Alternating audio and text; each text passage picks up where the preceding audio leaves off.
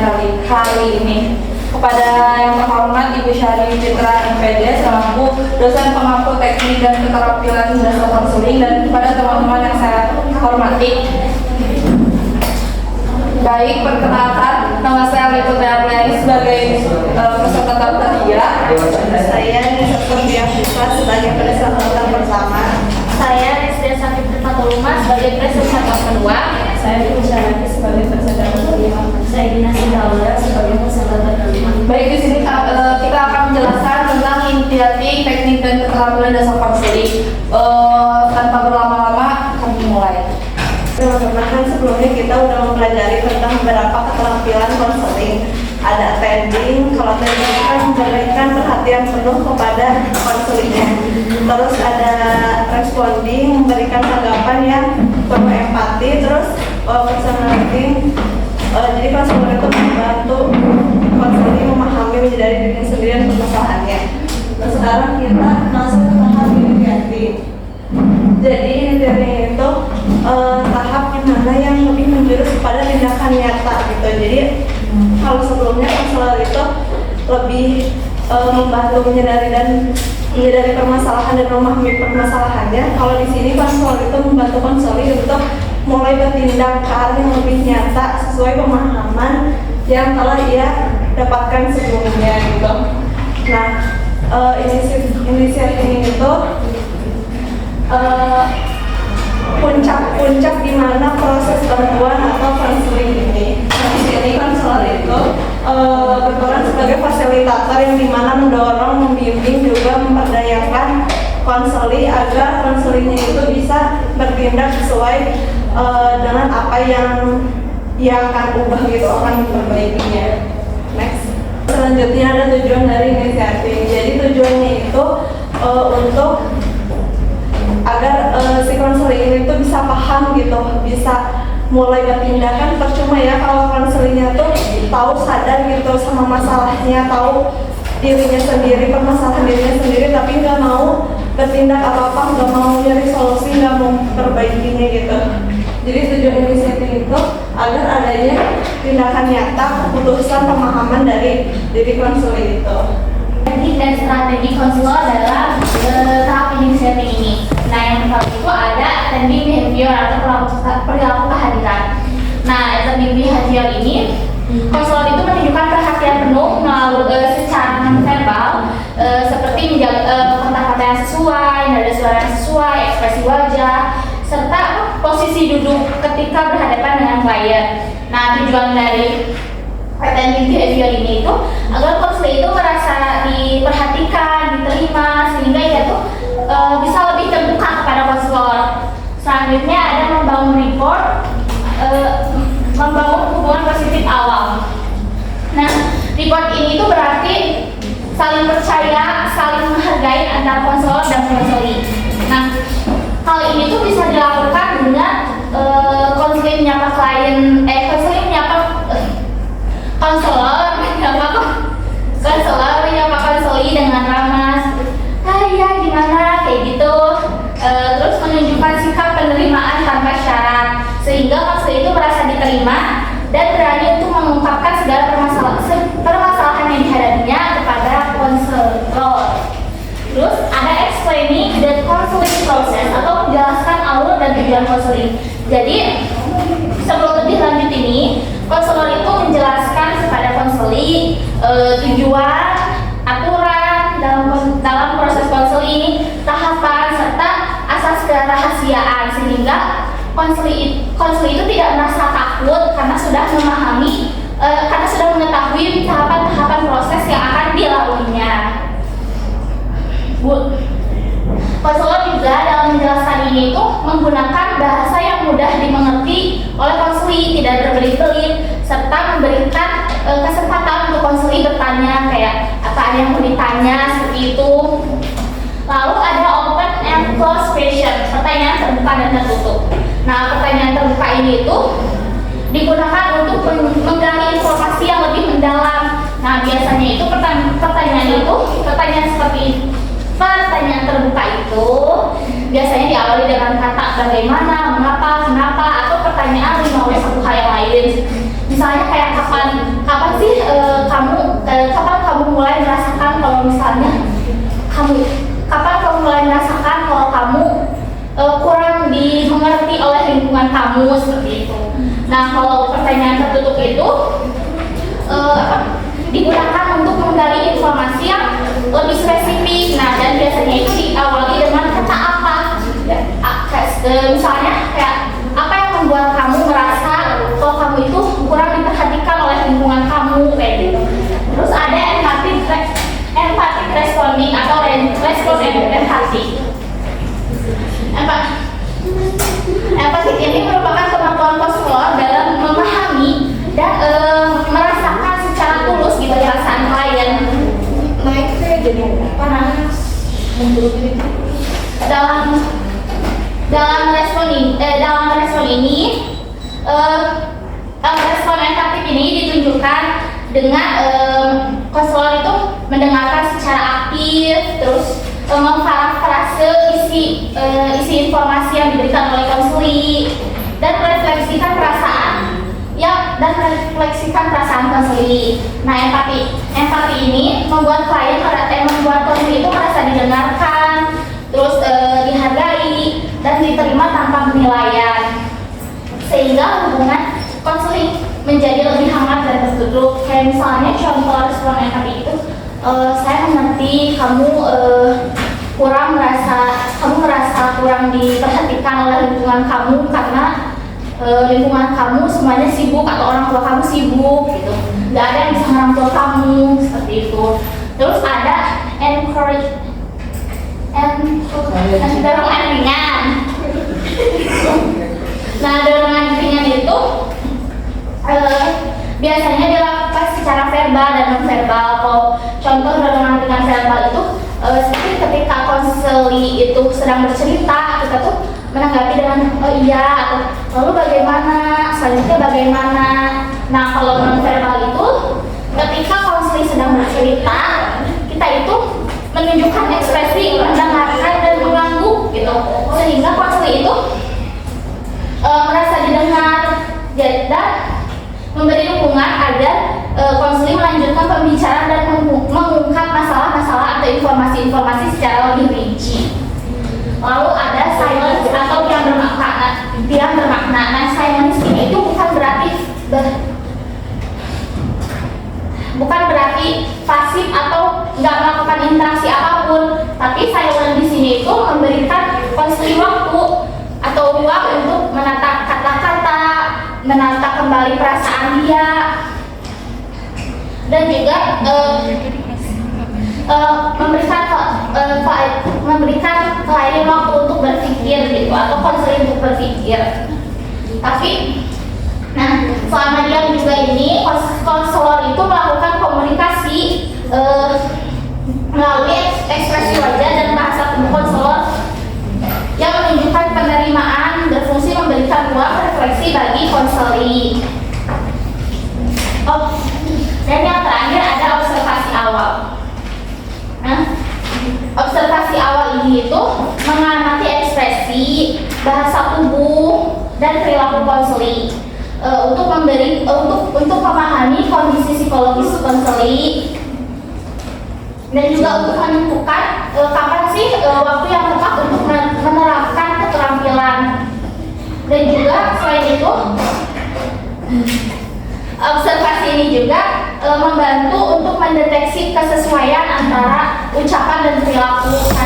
Misalnya konselnya bilang nggak apa-apa, tapi apa sih bahasa tubuhnya teh menandakan kalau dia teh cemas, kayak gitu. Terima kasih. Sebenarnya ada setting goal dari di inisiatif ini itu ada beberapa langkah yang harus dicapai konselor dan konseli. Salah satunya yang pertama yang perlu dilakukan konselor yaitu menentukan tujuan atau setting goal. Di sini kenapa tujuan itu penting? Karena sebelum menyusun program, menyusun langkah-langkah, konselor itu perlu tahu gitu siapa saja yang terlibat, kapan dia ingin melakukannya gitu. Jadi masalah si konselor itu nggak di titik yang sama, nggak berputar di masalah yang sama. Jadi dia tuh konselor itu tahu gitu bisa menguraikan program-programnya nanti. di sini konselor itu biasanya memakai panduan 5WH atau who, what, why, where, when, how. Yang dimana tujuannya itu konselor bisa tahu siapa yang terlibat dalam masalah ini, siapa aja, terus kenapa kamu ingin melakukan perubahan dari masalah ini, terus bagaimana kamu ingin apa gitu yang ingin dilakukan, terus kapan ingin melakukannya dan di mana melakukannya. Jadi nanti tuh setelah tahu dari uraian 5WH ini tuh konselor bisa lanjut ke tahap menyusun program. Misalnya kayak Anda tuh punya masalah hubungan sama orang tua atau pacarnya misalnya, kayak komunikasinya itu kurang, sering berdebat gitu sama orang tua tuh, sama-sama keras kepala. Nah di sini konselor tuh nanya siapa aja yang terlibat dalam masalah ini, Anda dan orang tua misalnya. Terus apa yang ingin Anda capai, ingin perbaiki hubungan dengan orang tua, terus ingin lebih tenang kalau berbicara sama orang tua gitu. Terus bagaimana cara mencapainya, misalnya Anda bisa lebih tenang atau Anda bisa mengungkapkan perasaan Anda. Misalnya pas lagi di meja makan Anda bilang kalau Anda tuh pengen diginiin, mau pengen diginiin gitu.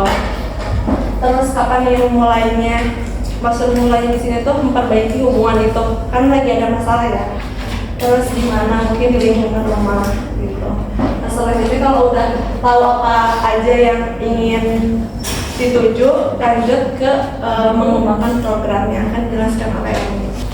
Baik, di sini ada developing program atau pengembangan program yang dimana ini tuh sangat penting supaya tujuan yang ingin kita capai itu terwujud gitu.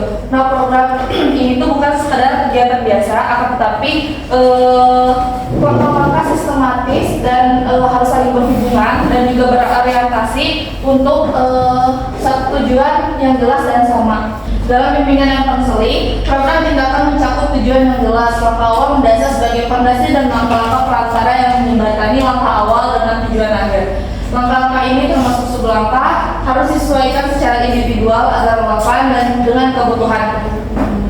Jadi maksudnya langkah-langkah perantara ini ibaratnya kayak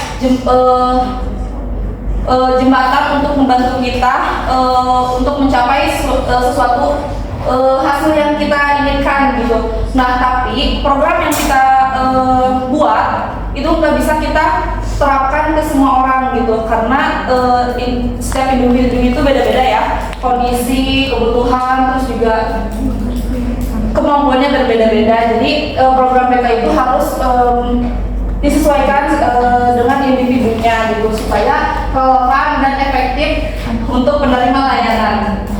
Konselor harus menyampaikan setiap langkah, terutama langkah awal dan langkah perantara dalam format yang sederhana, jelas dan lugas untuk memastikan pemahaman dan keberhasilan program. Jadi konselor tuh kalau misalnya dalam tahap konseling harus menggunakan bahasa yang sederhana, jelas, juga mudah dipahami oleh si klien, si konseling. Kalau misalnya si konselor memakai bahasa yang tidak mudah untuk dipahami, nanti si kliennya pasti ngomong terus kayak ini ngomong apa sih, nggak ngerti, bahasa apa sih, nggak ngerti gitu kan. Nah itu kan itu tuh bisa tahap konselingnya itu jadi nggak efektif gitu, jadi nggak berjalan dengan lancar gitu. Makanya program si konselor tuh harus menggunakan bahasa yang mudah dipahami oleh si konseling gitu, sambil mempertahankan fleksibilitas dan kehati-hatian dalam penyesuaian individual mengingat dinamika manusia yang kompleks. Jadi walaupun tadi programnya harus dirancang dengan sistematis, tapi si konselor juga harus fleksibilitas dan hati-hati dalam penyesuaian diri. Kenapa? Karena manusia itu dinamis ya, gampang berubah gitu kondisinya, perasaannya. Makanya si konselor tuh harus menyesuaikan diri agar tidak merubah tujuan dan juga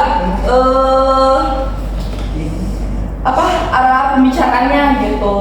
Nah, lalu di sini ada pengembangan jadwal. Pengembangan jadwal merupakan bagian penting dalam proses inisiasi program karena berfungsi untuk mengarahkan langkah-langkah dalam mencapai tujuan. Nah, jadi maksud dari pengembangan jadwal di sini itu tahap-tahap terpenting itu dalam merancang program karena membantu kita mengatur waktu, mengatur waktu dan langkah-langkah yang ingin dicapainya gitu. Terus agar tujuan program ini tercapai juga, agar tujuan program ini bisa tercapai juga dengan baik. Nah, terus adanya pengembangan jadwal ini kita tuh bisa lebih tahu gitu kapan kita memulai, kapan kita menyelesaikan juga, terus apa saja yang perlu kita dilakukan juga dari setiap tahap-tahapnya.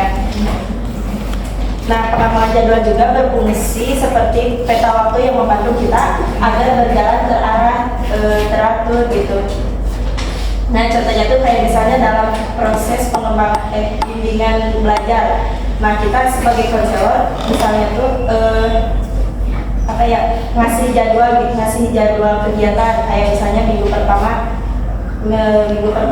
mengenal waktu mengenal gaya belajar, terus minggu kedua latihan konsentrasi, latihan fokus gitu lah. Terus minggu ketiganya evaluasi hasil belajar dari minggu kemarin. Nah, jadi konselor juga ngebuat program jadwal kayak gitu pasti jelas gitu ya dalam waktunya, terus mudah juga dipantau gitu.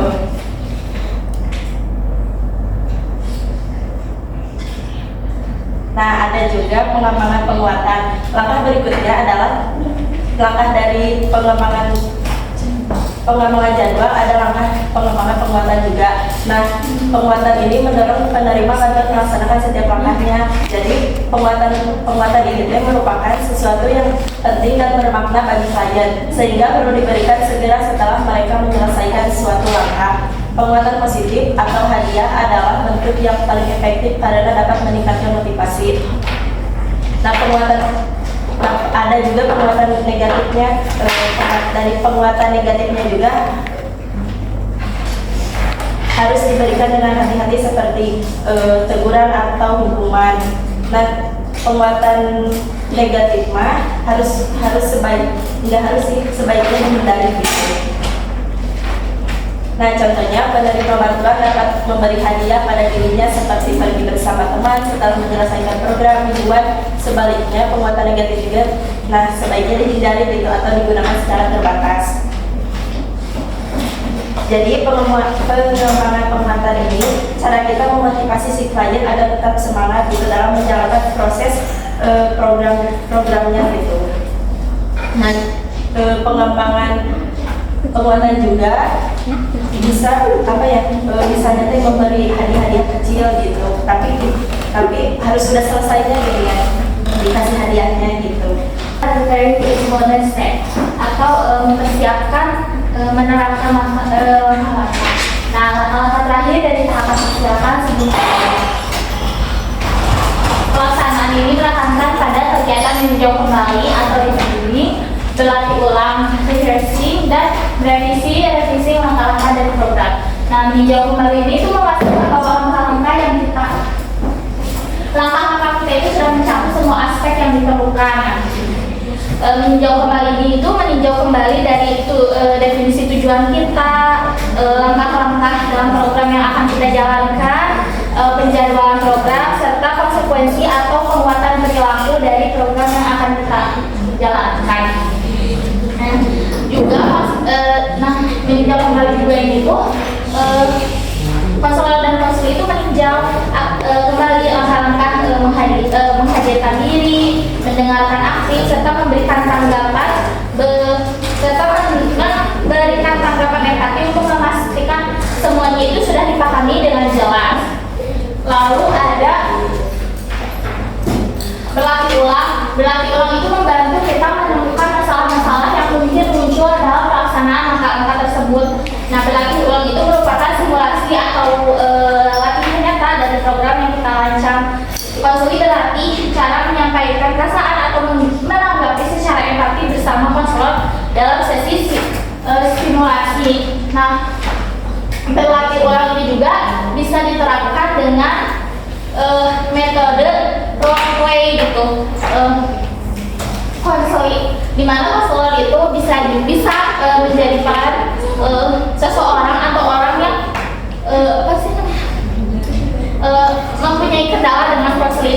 tersebut gitu. Lalu ketika proses sedang stimulasi ini itu dilihat gitu, atau sedang berlangsung itu dilihat apakah ada masalah atau tidak. Nah, jika ada masalah atau ada kendala,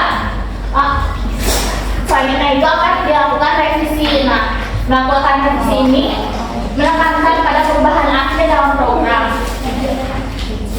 Setelah melakukan peninjauan dan latihan, tahap selanjutnya adalah melakukan revisi atau perbaikan berdasarkan hasil evaluasi dan umpan balik. Nah, revisi ini itu dilakukan untuk menyesuaikan langkah-langkah program agar lebih efektif. Nah, misalnya tadi waktu simulasi atau waktu peninjauan terlihat bahwa klien ini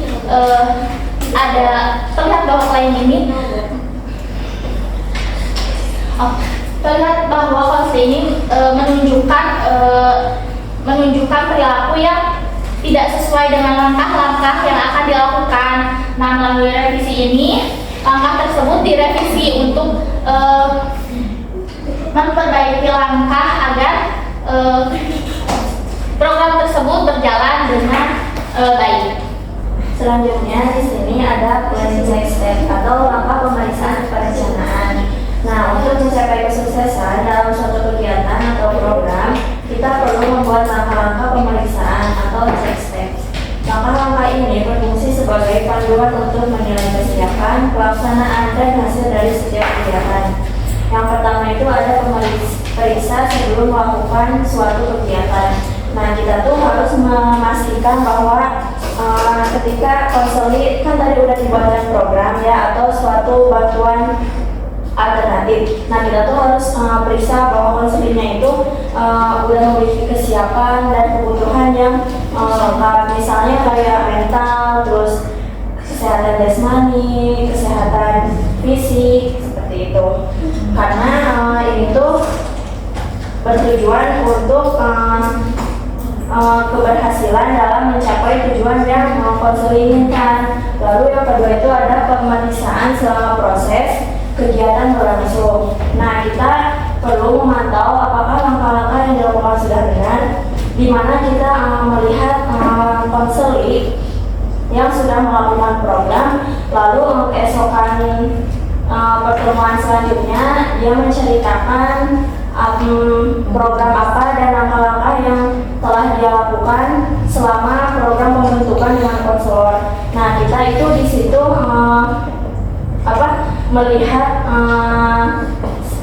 melihat secara rinci kayaknya gimana langkah-langkah program yang minggu kemarin telah kita buat berjalan dengan lancar kayak gitu. Nah, yang ketiga itu setelah pemeriksaan kegiatan selesai, kita perlu mengevaluasi apakah hasilnya sesuai dengan yang diharapkan. Di mana di sini itu mengevaluasi semua kegiatan yang telah konseling lakukan atau yang telah konseling praktekkan, yang telah dibuat program oleh konselor dan konseling. Di situ setelah mengevaluasi ini kita dapat melihat apakah si konseling ini berhasil menyelesaikan tahap langkah-langkah yang telah diberikan dengan lancar atau si konseling ini menemukan problem lagi. Selanjutnya ada faktor keberhasilan pada tahap inisiatif. Nah, keberhasilan pada tahap ini sama dipengaruhi oleh berbagai faktor baik dalam diri konseling konselor maupun konseling serta dari situasi eksternal. Berikut ini adalah faktor-faktor yang mempengaruhi keberhasilan pada tahap inisiatif. Yang pertama itu keterampilan interpersonal konselor. Nah, di mana konselor itu harus memiliki keterampilan dalam dasar berinteraksi seperti empati, terus kehangatan, kejujuran, dan kemampuan mendengarkan konseling secara aktif. Lalu yang kedua itu ada komunikasi verbal dan non verbal, di mana konselor ini harus memiliki kedua komunikasi ini, di mana komunikasi verbal ini secara bahasa atau secara kata-kata yang mengenakan kepada konseling. Sedangkan komunikasi non verbal ini seperti tadi yang telah dijelaskan oleh Ray, yaitu gerakan tubuh, terus nada suara, terus ekspresi wajah. Karena ini tuh sangat penting untuk membuat konseling nyaman dan enak apa yang ingin mereka sampaikan dan apa yang ingin mereka capai. Lalu yang ketiga itu ada sikap positif dan penerimaan tanpa syarat. Nah, di sini tuh konselor perlu menunjukkan sikap menerima tanpa menghakimi si konseli. Jadi setiap konseli cerita atau setiap konseli ingin mencapai tujuan, kita tuh tidak boleh menghakimi konseli seperti kamu tuh jangan pakai cara kayak gini, tapi kamu harus pakai cara kayak gini, jangan kayak gitu. Lalu yang keempat itu ada kejelasan tujuan dan aturan konseli. Nah, di sini konselor menjelaskan tujuan konseli, lalu kerahasiaan, karena konseling ini akan dilaksanakan dengan aman dan nyaman. Lalu konseling ini akan paham apa yang akan mereka capai dan apa yang mereka tuju. Lalu yang kelima itu ada kesiapan konseling. Kesiapan konseling, maksud kesiapan konseling ini kayak ya tadi mental, mau itu kesehatan jasmani, rohani, terus kesehatan fisik kayak gitu.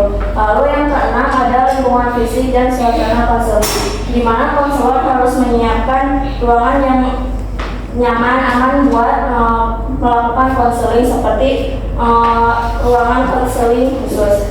Lalu yang ketujuh itu ada budaya dan latar belakang sosial, di mana konselor ini harus memahami budaya yang dimiliki oleh konseli atau misalnya bahasa pada usia-usia tertentu, di mana setiap usia itu memiliki bahasa yang berbeda seperti anak kecil, dewasa, atau anak kecil, remaja, dan dewasa, di mana itu tuh supaya tidak terjadinya miskomunikasi atau ketidaknyamanan selama konseling. Lalu yang kedelapan adalah pengalaman konseling sebelumnya dengan konseling lain. Nah, di situ konselor harus memiliki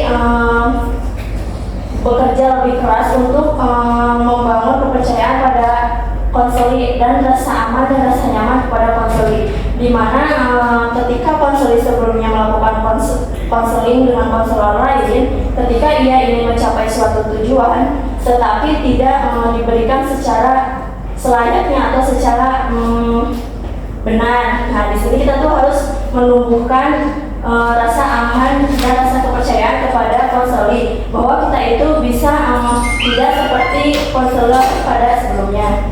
Lalu yang ke-9 itu profesionalisme dan etika konselor, di mana konselor harus menjaga cara berpakaiannya, terus memiliki etika yang baik dan bersikap netral. Baik, selanjutnya ada implikasi. Sebelumnya mohon maaf, video yang presentasi di kelas yang implikasi tidak terekam karena memorinya habis, maka dari itu saya rekam ulang video implikasi.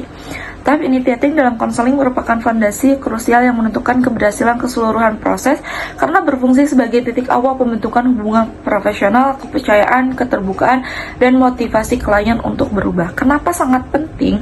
Karena di tahap awal inilah muncul rasa kepercayaan dan keterbukaan si klien terhadap si konselor.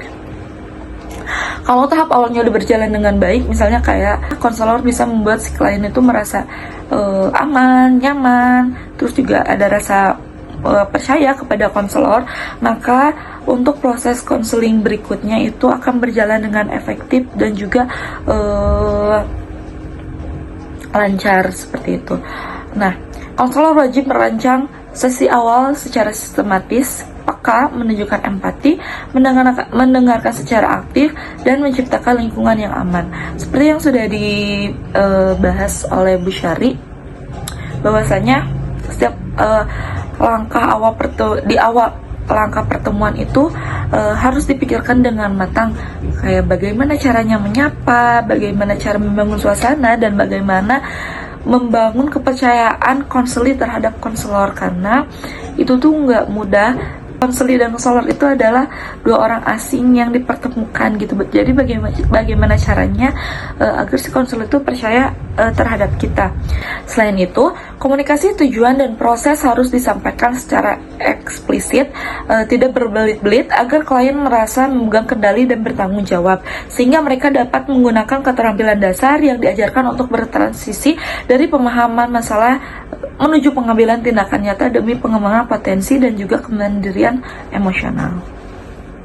Kesimpulannya, bahwa tahap inisiatif merupakan tahap awal yang sangat penting dalam proses konseling karena menjadi dasar terbentuknya hubungan profesional antara konselor dan konseling. Pada tahap ini, konselor berperan sebagai fasilitator yang membantu klien menerapkan pemahaman, kesadaran, serta keputusan menjadi tindakan nyata menuju perubahan positif dan kemandirian.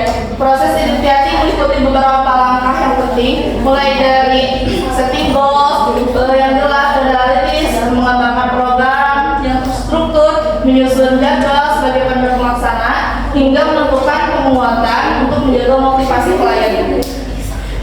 Setelah semua telah direncanakan, dilakukan persiapan pelaksanaan melalui kegiatan meninjau kembali, berlatih ulang, dan merevisi langkah-langkah program. Selain itu, pemeriksaan perencanaan juga diperlukan untuk memastikan pelaksanaan berjalan sesuai tujuan. Keberhasilan tahap inisiatif dipengaruhi oleh beberapa faktor seperti keterampilan interpersonal konselor, komunikasi yang efektif, sikap positif, kesiapan konseling, juga budaya yang mendukung. Tahap ini memiliki implikasi penting dengan membangun kepercayaan, motivasi, juga komitmen untuk berproses lanjut dalam konseling. Inisiatif bukan hanya sekedar tahap awal, tapi merupakan fondasi yang menentukan arah, kualitas, dan keberhasilan keseluruhan proses konseling. Kakak-kakak, ada yang mau bertanya? Saya Boleh, silakan dulu. Oke, dari saya Herma Cahya Rio izin bertanya, bagaimana sih cara kita sebagai konselor agar tetap profesional ketika kita sudah tahu latar belakang konseli? Karena kan setidaknya kalau kita udah tahu latar belakang konseli ada sedikit rasa yang membuat keprofesionalan itu goyah ya. Jadi bagaimana cara kita mempertahankan agar tetap profesional?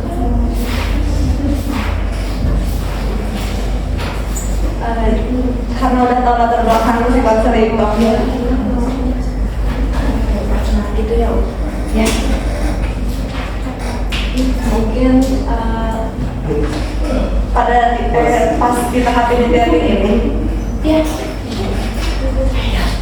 kan tadi ada setting goals ya, jadi mungkin bisa lebih diatur lagi bahasanya, kan udah mengenal si konseling ini, udah paham gitu. Terus tadi kata Oma ada latar belakang yang udah diketahui sama konselor kan. Mungkin lebih hati-hati lagi waktu mempertanyakan hal-hal yang intens gitu. Atau sebelumnya dikasih tahu dulu gitu. Di sini maaf ya gitu, kita kan sebagai konselor dan kamu sebagai konseli. Nah di sini tuh Bisa terus profesional gitu. Ke diri kita sendiri. ngasih tahu ke si konseli ke yang udah kita kenal.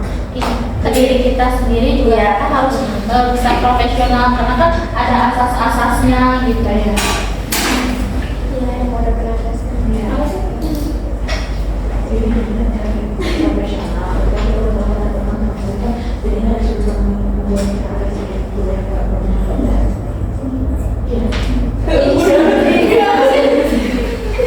Oke, makasih. Udah. Aku mau nanya. Tadi di di ego apa sih yang udah goals setting goals itu membahas kan kalau tahap itu gimana tahap yang pemberian alternatif penyelesaian. Nah sedangkan kan hak seorang konseli itu untuk menerima atau enggak solusi yang kita berikan. Kan kalau di situ mah dibayarnya karena kita udah membayarkan seperti apa penyelesaiannya, jadi si konseli harus mengikuti langkah kita supaya si tujuan kita tercapai. Tapi karena konseli dibebaskan untuk menerima atau tidak, nah jika si konselinya itu nggak mau diajak kerjasama atau kayak dia sebenarnya kan cerita, tapi dia pengen menyimpulkan solusi itu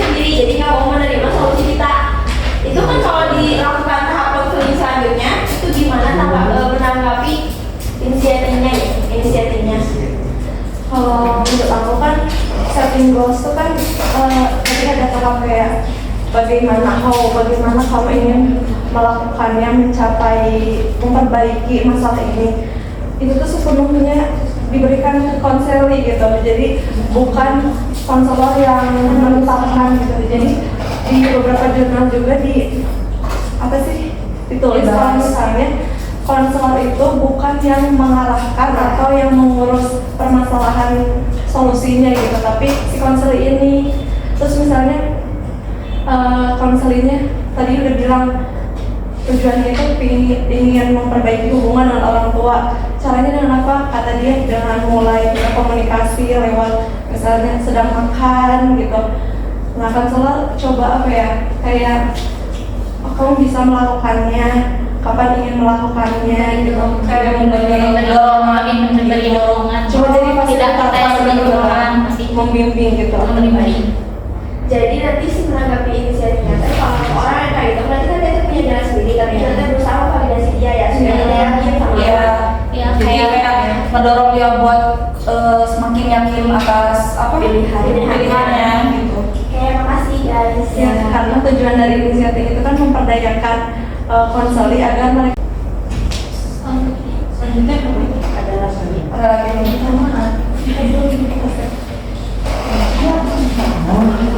sudah jadi tambahan atau nih kalau misalkan tadi tambahan dari Dinan memberikan pendapat misalnya si konselnya teh, tapi si pendapatnya teh menurut kita itu salah apa yang diberikan sama si pendapat si konseli, nah itu kita memberikan saran atau gimana? Misalnya kayak pendapat dia tuh kayaknya menurut kita tuh kayak sangat bagus gitu.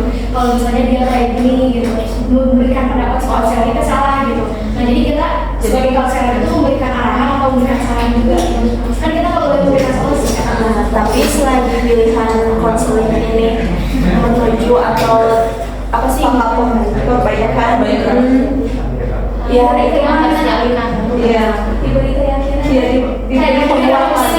kayak ini kan kalau misalkan ya aku tadi bilang ke El, kamu mau melakukan ini sekarang kan enggak, aku mau misalkan gitu kan, dia nggak nerima pendapat dia sendiri, dia mau nggak aku bilang aja namanya kamu yakin dengan apa yang kamu pilih itu Iya. itu jadi kayak atau kasih pilihan lagi gimana kalau dengan cara kayak gini kayak gitu. Kalau misalnya kita nggak mau juga ya nggak apa-apa gitu. Berarti kita harus kayak ngiyakinin pilihan kamu tuh ya udah berarti benar gitu. itu misalnya lagi aja tahap konseling inisiatif ini kembali lagi ke tahap awal lagi buat memaknai pahami Jangan belum sadar gitu.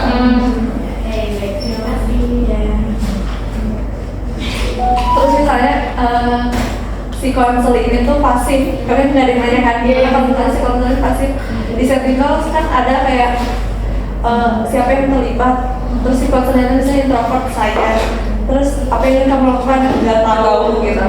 Nah jadi si konselor itu tuh boleh ngasih alternatif tapi tidak untuk menyalahkan banget atau nyuruh si konselor itu kayak gitu sesuai konselor yang diomongin gitu. Misalnya kayak gimana kalau kamu coba kayak gini gitu. Jadi membantu dia tuh Untuk dia berpikir memberikan pandangan ke depannya langkah yang akan dia lakukan gitu. Kan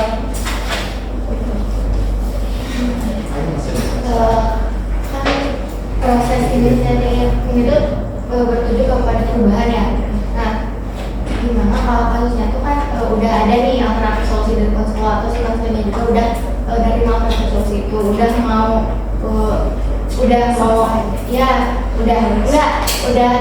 dilakuin yang dulu udah dilakuin gitu. Nah, tapi ternyata si konselornya itu baru sadar ternyata permasalahan intinya tuh bukan itu, jadi ada memori yang terlewatkan gitu. Nah, dia tuh konselor itu tuh balik lagi ke personalisasi atau balik lagi ke personalisasi atau tahap-tahap yang dilakukan itu akan tercapai kalau sudah melewati kalau misalkan di personalisasi enggak bisa jadi apa yang dimiliki. Keberhasilannya dari konseling, kalau konselingnya merasa berhasil terus Balik lagi. dia harus maksimal di setiap tahap.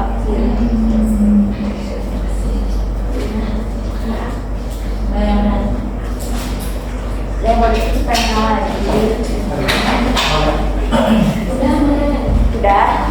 Oh, Atisha. Kalau program yang dibuat teh itu kalau misalkan si permasalahan itu teh ada kaitannya dan kaitannya kayak keluarganya juga ikut terlibat gitu dalam itu programnya dari desa mana atau cuma terhadap konseling gitu yang dilakukan program itu teh Kayak tadi udah sama orang tua gitu ya. Kalau misalnya si konselingnya ada kemauan kayak buat coba dia dulu yang memulai untuk memperbaikinya, bisa gitu. Tapi kalau misalnya si konselingnya juga egois, gak mau mulai duluan, gak tahu cara memperbaikinya, mungkin bisa ajak juga ya orang tuanya gitu. tapi nggak semudah itu Iya. buat ngelakuinnya. Kan ini ya, apa di semester 1 yang konsorsium apa? Jangan ada orang Dasar, juga. apa sih yang kuliah syariah semester 1. Kalau dasar BK. Nah, ada sampai kan ada juga yang dimana kita tuh tahapnya teh karena si konselingnya teh egois gitu, jadi ternyata bisa pakai orang lain gitu. Iya, orang ketiga.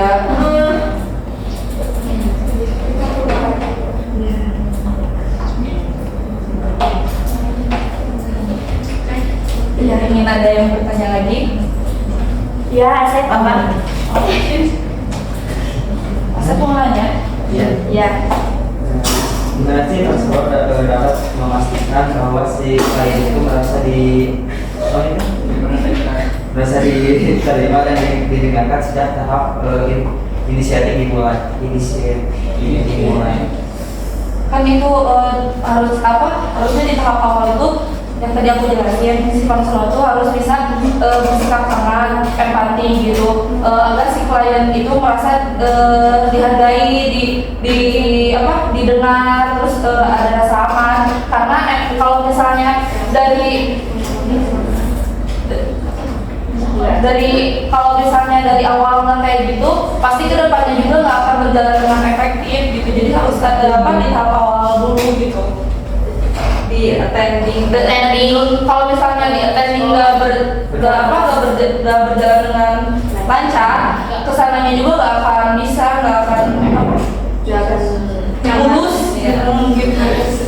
Atau bisa aja kayak cuma berhasil. Kalau konselingnya nggak nyaman juga, pasti nggak mungkin sampai tahap